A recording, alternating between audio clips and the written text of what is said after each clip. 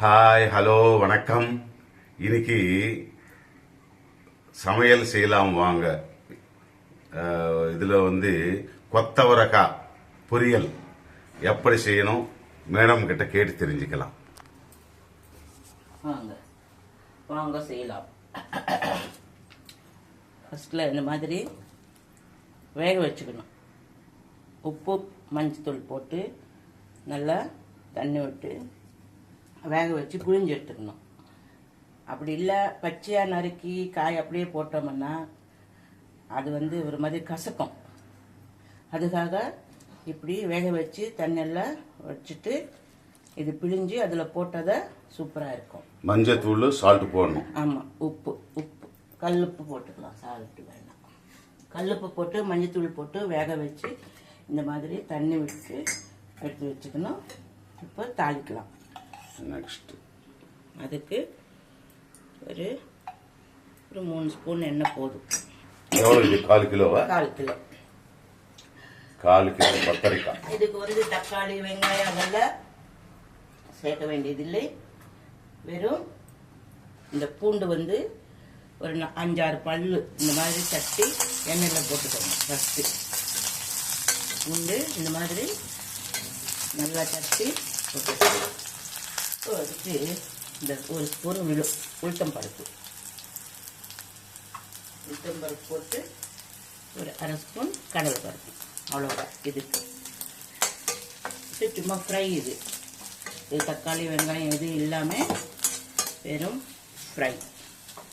இந்த மாதிரி சிகப்பாக வறுக்கணும். இந்த பூண்டு கூட எண்ணெயில் போட்டு இந்த மாதிரி வறுக்குனாதான் நல்லா இருக்கும்.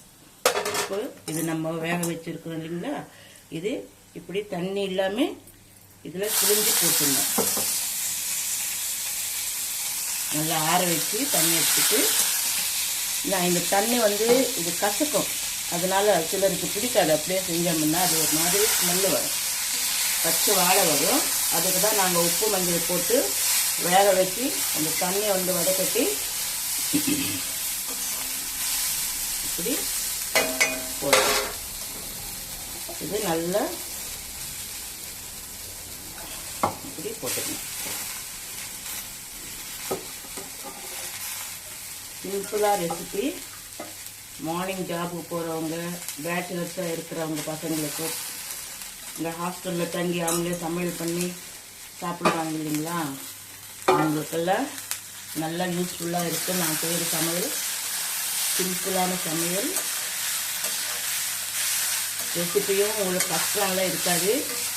சீரமாகவும் வச்சிடலாம், டேஸ்டாகவும் இருக்கும்.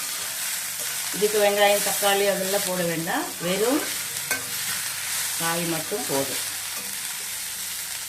இது தாளிக்கிறதுக்கு மட்டும் பூண்டு இந்த மாதிரி ஒரு 5-6 பூண்டு பல்லு எடுத்து அதெல்லாம் உரிக்க வேண்டியதில்லை. அப்படியே கூட நான் அப்படியே தான் தட்டி போட்டேன், நசுக்கி போட்டுங்க. அது தாளிக்கும் போது போட்டு இந்த மாதிரி சிகப்பாக வந்தால் தான் இந்த ஸ்மெல்லு நல்லா இருக்கும் பொரியலுக்கு. இதில் நம்ம உப்பு வேகும்போது உப்பு போட்டு வேக வச்சுருக்கிறோம். ஆனால் இது கொஞ்சம் சால்ட்டு தேவைப்பட்டால் மிக்ஸ் பண்ணிக்கலாம். இதை காய் எடுத்து வாயில் போட்டால் தெரியும் உப்பு கரெக்டாக இருக்கா இல்லையான்றது. இதில் எங்களுக்கு கொஞ்சம் கம்மியாக தான் இருக்குது. நான் கொஞ்சம் நான் சால்ட் மிக்ஸ் பண்ணுறேன். நிறையெல்லாம் போடக்கூடாது, மறந்துட்டு போட்டிங்கன்னா உப்பாயிடும்.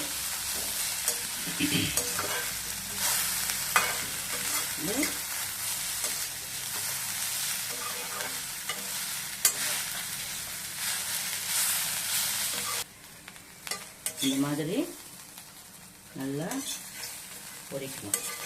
ஃப்ரை பண்ணாதான் நல்லா இருக்கும். ஒரு 5-10 நிமிஷத்துக்குள்ளே முடிஞ்சிடும் உங்களுக்கு. கை விடாமல் கலர்கிட்டே இருங்க. இல்லை ஒரு சைடு வேகும், ஒரு சைடு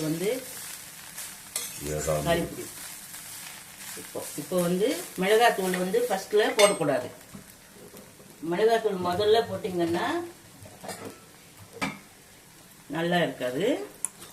இப்போ நம்ம அதுக்கு எவ்வளோ மிளகாத்தூள் தேவையோ காரத்துக்கு பார்த்தீங்களா, நான் இந்த அளவுக்கு தான் நான் போடுறேன். அது போதும். மஞ்சத்தூள் எல்லாம் தேவையில்லை. நம்ம ஃபர்ஸ்ட்லேயே நம்ம மஞ்சத்தூள் உப்பு போட்டு வேக வச்சிருக்கிறோம். இப்போ வந்து உப்பு மட்டும் அந்த ஒரு காயத்து வாயில போட்டுக்கிட்டா ஒரு துண்டு தெரியும் நமக்கு, இந்த உப்பு கம்மியாக இருக்குது அப்படின்னாக்கா கொஞ்சம் சால்ட் மிக்ஸ் பண்ணிக்கலாம். நம்ம போட்ட உப்பே சரியாக போகும் அப்படி தோணுச்சுன்னா நம்ம வந்து சால்ட்டு மிக்ஸ் பண்ண வேண்டியதில்லை. இப்போ இதுக்கு வந்து கொஞ்சம்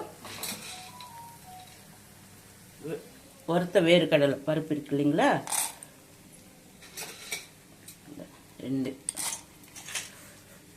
பார்த்தீங்களா, இவ்வளோ பருப்பு போதும்.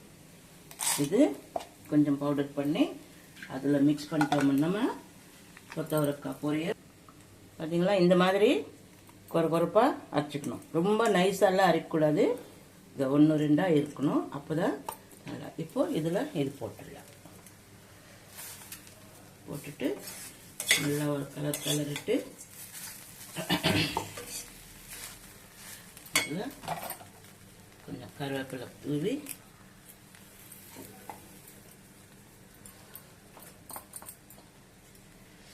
இதுதான் கொத்தவரக்காய் ஃப்ரை. இது வந்து பருப்பு ரசம் தயிர் சாதத்துக்கும் சைட் டிஷ்ஷாக நல்லா இருக்கும். சிலர் சாதத்தில் கூட கொஞ்சோண்டு வச்சு சாப்பிடுவாங்க. ரொம்ப நேரம்லாம் வேகக்கூடாது, ஸ்டவ் ஆஃப் பண்ணிட்டேன். இவ்வளோதான். இதுதான் இது.